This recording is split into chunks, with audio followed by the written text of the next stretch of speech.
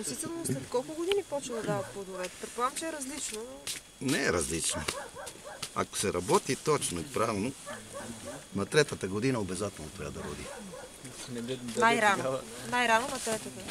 Най-рано на третата година. Това е трета година, както виждате, пуснала плодните пъпки. Ето кайсията отдолу под вас е също трета година, също е пуснала плодните пъпки.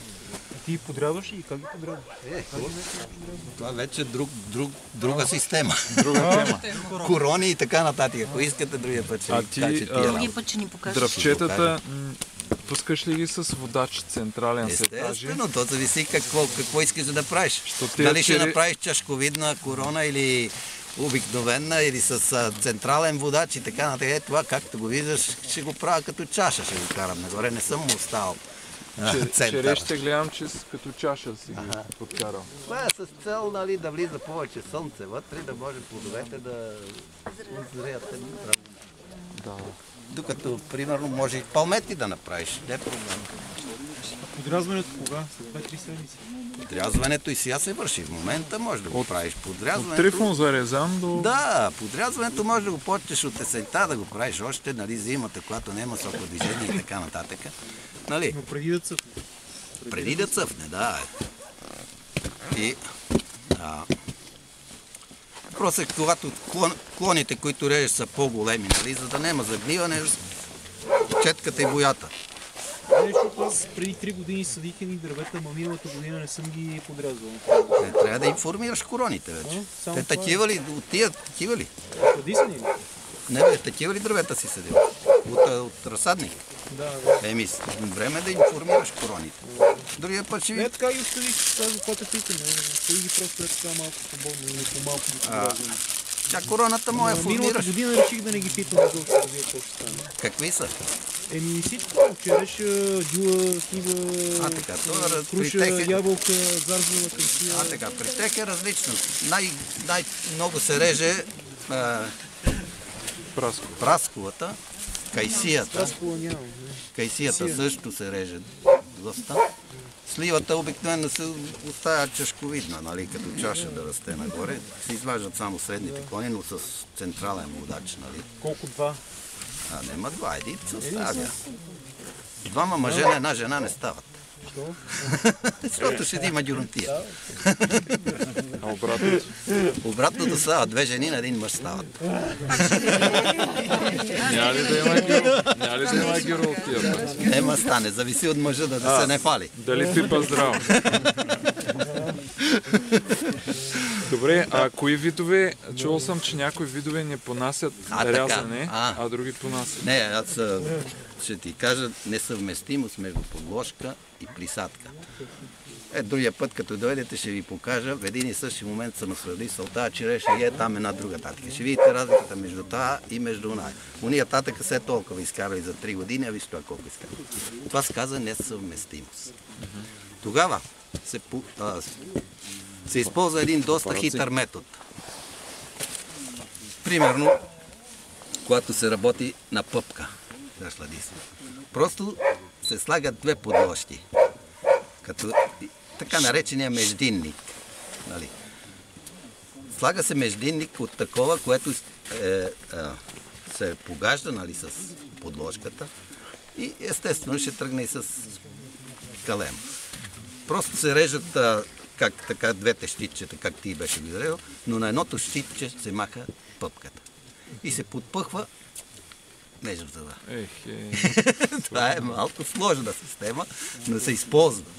Това е когато няма съвместимост между подложка и присадка. А то в литературата има, там пише коя подложка с какъв вид върви, то има да се намери. Има ги тия такова, но практиката най-добре ще ти подскаже кое става.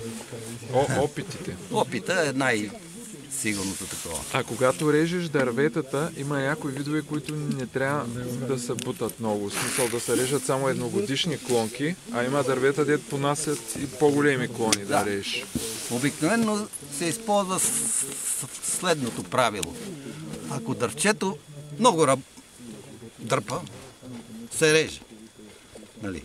А ако е слабо дърпа, тогава се постъпва по другия начин.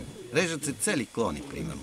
Цял клон се маха, за да можеш да предизвикаш буен растеж, да избие на друго место, за да тръгне. То дървото реагира с растеж на всяко рязане. Да, реагира веднага с растеж на всяко рязане.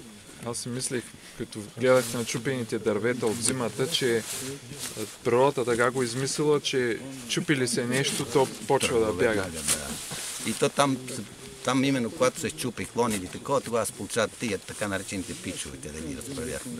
Лакомниците, нали, тръгват. Но те обикновено след втората или третата година вече самото дърво зарежда, поставят плодния ген в тех и стават също, нали, след това може да се използват. Сега, ако примерно има голема дивачка, тук има такива. Дебела. Дебела с различни клони. И си любител овощар, искаш, нали, примерно, да си играеш, нали? И искаш, примерно, на едно дърво да имаш всеки сортове ябълки, примерно. Тогава фащаш клоните. Фащаш долния клон и на него слагаш, примерно, от ранните. Тия, които най-ранно зреят. Следващия постепенно. И така почваш и така можеш да го направиш целото да стане така, че да си береш ябълки от пролетта до есента. По него.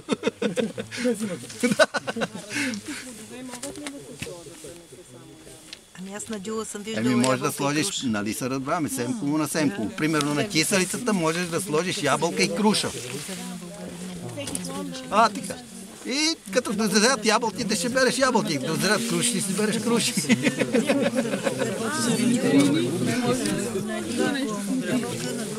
Смокината е вече зелено растение, тя не може такова.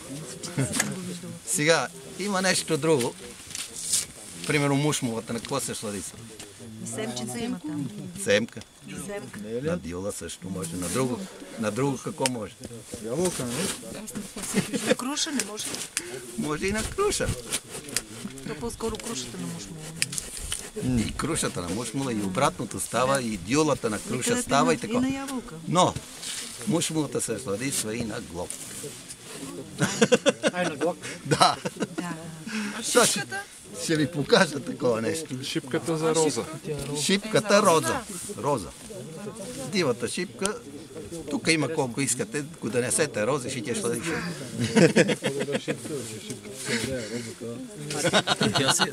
Ами на розата се радваме.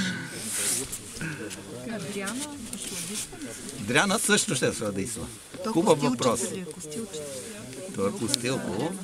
Както виждате, по пазарите продават дрянове вече. Дрянови дръвчета и са сладисани. Каква подложка? На дрян. Основата е дрян. Въпросът е по-благороден, така. Така е. Други такива. А да повторим много Обаче важно. па не са сладки. Това да го знаете. Аз съм сладисвал дрян. Дивия е по-хубаво. А Дивия ти е какво по-хубаво. мислиш за това, че някой разправя, че дивачките винаги имат повече енергия и по-полезни са и плодовете и така нататък?